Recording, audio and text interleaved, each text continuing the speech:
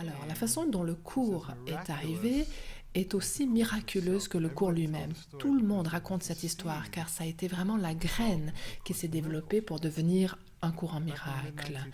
Au milieu des années 60, il y avait deux psychologues, Dr. Helen Schuckman et Dr. William Tedford, qui étaient professeurs de psychologie médicale à l'Université de Columbia pour les médecins et les chirurgiens dans la ville de New York.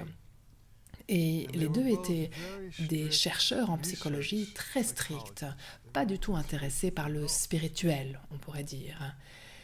Et Hélène était une personne très intéressante, une personne très complexe. C'était une psychologue brillante qui avait été élevée dans la culture juive, mais qui était agnostique ou athée par son métier, pour ainsi dire.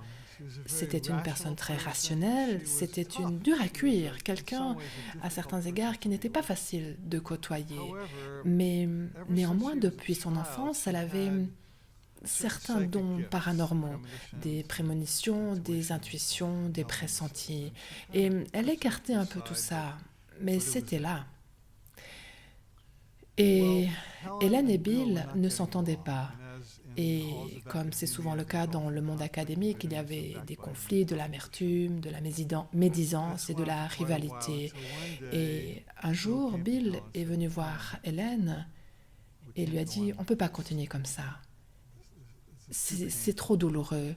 Il doit y avoir une meilleure façon de le faire. Il doit exister une autre façon. » Et à la grande surprise de Bill, Hélène a répondu « Tu sais quoi, Bill, tu as raison. Voyons si on peut la trouver, cette meilleure façon de faire. » Et ce moment-là, qui est cité par tous les enseignants du cours, c'est le moment qui, comme une graine, contenait déjà l'ensemble du cours.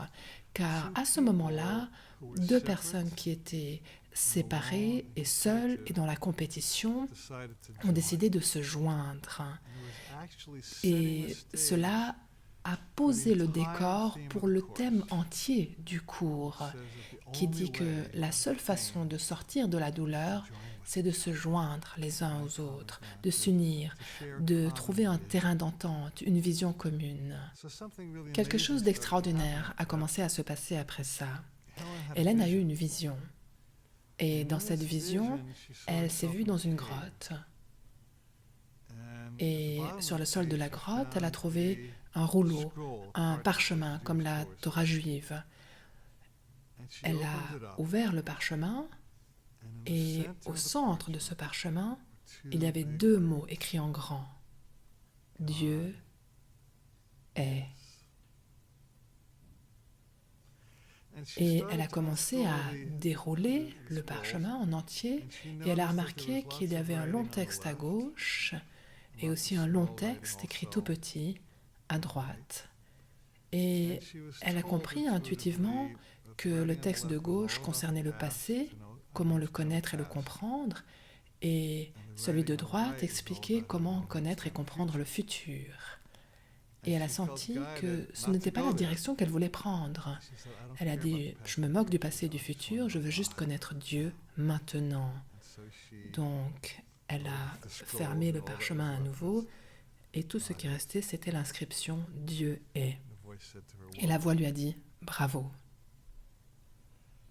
Peu de temps après cela, elle a commencé à entendre une voix. Et cette voix a dit « Ceci est un cours en miracle. Veuillez prendre des notes. » Alors, en tant que professeur de psychologie, très strict, traditionnel, hautement respecté, docteur, titulaire d'une chaire, elle avait des classifications au sujet des gens qui entendaient des voix. Et ces gens, en général, c'était ses patients. Et là, elle se retrouvait elle-même à entendre des voix et elle s'est dit « Je deviens folle ou quoi? Il se passe quoi ?» Elle ne savait pas quoi faire. Elle a appelé Bill en disant « Bill, j'entends une voix. » C'est très courageux de sa part de l'admettre, cela. Qu'est-ce que je fais? Et il lui dit « Qu'est-ce qu'elle dit, cette voix ?» Elle répond « La voix dit « Ceci est un cours en miracle, veuillez prendre des notes. » Qu'est-ce que je fais? Et il lui a dit « Eh bien, pourquoi ne prendrais-tu pas des notes ?» Elle a dit « D'accord. » Il lui a dit « Montre-moi demain matin, on regardera ensemble. » Donc, la méthode d'Hélène, c'était d'écrire en sténographie, dans de petits cahiers, Et le lendemain matin, elle est venue dans le bureau de Bill et lui a montré ce qu'elle avait noté. Et il lui a dit, mais c'est vraiment bien. Je ne pense pas du tout que cette voix soit une voix folle. Explorons cela. Continue à écrire, Hélène. Et Hélène ne voulait pas le faire. Elle avait une énorme résistance, mais elle a dit, d'accord, je le ferai quand même. Et elle résistait, mais le message n'arrêtait pas de venir. Et Bill était impressionné. Donc lui, il savait bien taper à la machine. Donc tous les matins, elle entrait dans son bureau tôt le matin et il verrouillait la porte, il fermait les stores, il descendait les stores et elle dictait à Bill les notes qu'elle avait prises et lui, il les tapait à la machine. Et au fur et à mesure qu'il découvrait ce contenu, il se sont rendu compte que ce n'était pas par hasard, que c'était quelque chose de profond et de guidé. Et ce processus a duré 7 ans. Le croirez-vous? 7 ans, tous les week-ends, tous les matins, jusqu'à ce que le cours soit complet. Et après ça, il y a eu le livre d'exercice, puis le manuel pour enseignants qui sont venus et d'autres contenus auxiliaires. Pouvez-vous imaginer le dévouement que cela a pris, la foi qu'avaient ces personnes pour croire au contenu, même si c'était quelque chose qui sortait complètement du connu? Personne d'autre ne le savait, ils étaient très timides à l'idée d'en parler, mais quelque chose en eux les a fait continuer encore et encore. Nous avons tous une leçon à apprendre ici, non? Ce que je crois, ce que je sais, c'est que nous recevons tous de la guidance. Il y a des voix qui nous parlent qui ne sont pas folles. Et ce n'est pas forcément une voix qu'on entend comme celle qui parlait à Hélène, mais c'est une intuition, une guidance, un ressenti, un désir, une vision, un espoir, une intention qui nous dit d'une façon ou d'une autre, fais cela. Et même si on ne le comprend pas, même si cela nous semble fou, bizarre ou absurde, même si on doit se réinventer pour le faire, on nous demande de le faire. Et peut-être que cette voix-là, c'est la voix de l'esprit qui nous parle. Et ensuite, ils ne savaient pas qu'en faire. Ils ont donc invité un ami, Dr. Kenneth Wapnick, qui était aussi chercheur en psychologie à la même université. Ils lui ont montré le matériel et il a été profondément touché et impressionné. Il a compris que c'était l'esprit qui parlait. Vous pouvez voir comment ces joueurs ont été réunis comme des pièces dans le jeu d'échecs de l'esprit qui ont été rassemblées pour une finalité divine, comme c'est le cas pour votre vie et la mienne. Donc Ken les a aidés à mettre en ordre le tout et enlever ce qui était adressé personnellement à Bill et à Hélène. Et après, ils ont rencontré une autre personne admirable, Jodie Scotch, qui a été très enthousiasmée. Elle était étudiante et enseignante en métaphysique et elle a décidé qu'il fallait publier ce contenu d'une façon ou d'une autre.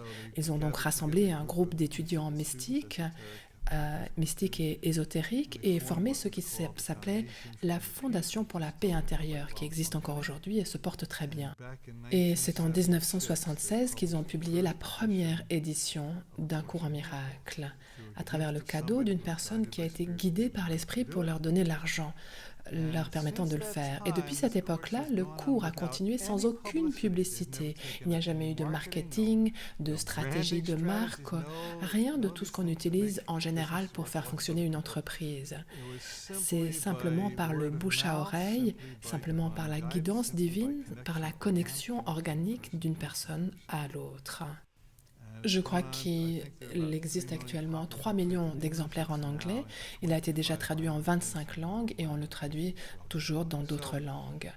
Donc vous pouvez voir comment tout ce processus a été orchestré par une main divine pour nous amener jusqu'à ce moment même où vous et moi sommes assis ensemble pour explorer la suite.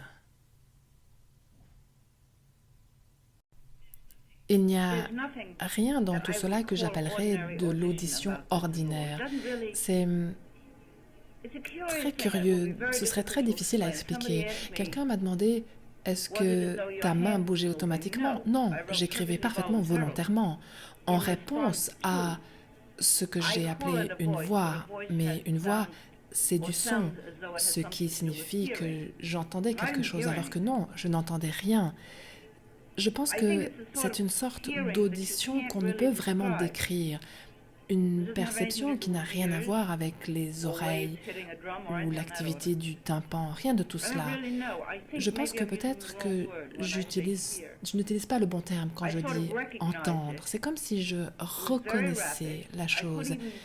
Si je ne saisissais pas un morceau, parfois je pouvais dire est-ce que vous pourriez s'il vous plaît répéter, mais c'était strictement d'ordre mental. Sinon, j'aurais considéré que c'était une activité hallucinatoire et je ne pense pas du tout que c'était une hallucination.